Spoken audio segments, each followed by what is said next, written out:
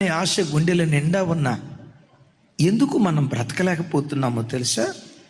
మనం బ్రతకకుండా చేయటానికి లోకంలో ఒకడు తిరుగుతున్నాడు. వాడి పేరు శత్రువైన సాతాను.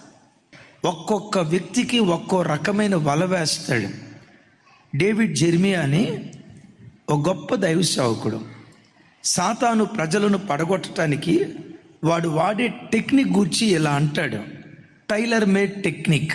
టైలర్ మేడ్ టెక్నిక్ ఏంటి అంటే, టైలరు తన దగ్గరకు వచ్చిన అందరికీ ఒకే సైజులో సొక్కాయి కొట్టడం, ఎత్తును బట్టి లావును బట్టి పర్సనాలిటీని బట్టి బట్ట కొడతాడా, అందరికీ ఒకటే ప్యాంటు ఒకే షర్ట్. చిన్నపిల్లలకు ఏ వల వేస్తే వీడు పడిపోతాడు, యవ్వన బిడ్డలకు ఎలాంటి శోధన తీసుకొస్తే వీడు పడిపోతాడు, నడి వయసులో ఉన్న వారిని ఎలా శోధిస్తే క్రీస్తు సరళతలో నుంచి తప్పిపోతాడు, వృద్ధాప్యంలో ఉన్న వాళ్ళని ఎలా పడగొట్టాలి అంటే ఒక్కొక్కడికి ఒక్కో రకమైన టెక్నిక్ వాడతాడట. ఇది నిజం కాకపోవచ్చు, కానీ ఇప్పుడు నేను చెప్పబోయేది సైతాన్ గాడి గ్రూప్ ఉంటుంది చూసారా? సైతాన్ గాడి గ్రూప్ దగ్గరంట ఒక్కొక్కళ్ళ పేరు మీద ఒక్కో ఫైల్ ఉందట. ఆ సేవకుడు చెప్పిన మాట. సుమన్ ఎన్ని సంవత్సరాల క్రితం రక్షించబడ్డాడు? 20 సంవత్సరాల క్రితం. రాజు 15 సంవత్సరాల క్రితం రక్షించబడ్డాడు. ఈ 15 సంవత్సరాల్లో రాజు బలహీనత ఏంటి? రాజు బలం ఏంటి? ఏ విషయంలో పడిపోయాడు, ఏ విషయంలో పడిపోలేదు? ఒక్కొక్క వ్యక్తి మీద సపరేట్గా ఒక్కొక్క ఫైల్ వాడు మెయింటైన్ చేస్తున్నాడంట.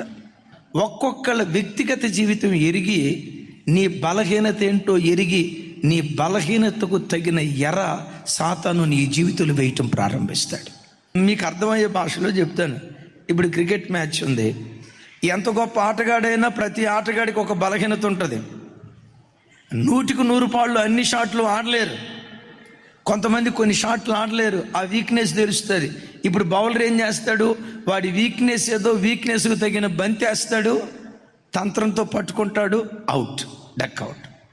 లైక్ దట్ శత్రువైన సాతాను కూడా ఒక్కొక్క వ్యక్తి మీద ఒక్కొక్క బాణం వాడి వాడు ఉచ్చులో పట్టుకోవటానికి చనిపోయే ఆఖరి క్షణం వరకు ప్రయత్నిస్తున్నాడు. గనుకే బ్రతకాలి యేసయ్య కొరకని అందరూ వచ్చినా కొందరే బ్రతకగలుగుతున్నారు.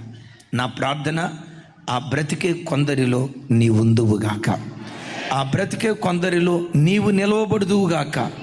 దేవుని కొరకు వైరాగ్యంగా జీవించే ఆ గుంపులో యేసు నామం పేరిట నీ కుటుంబం ఉండునుగాక.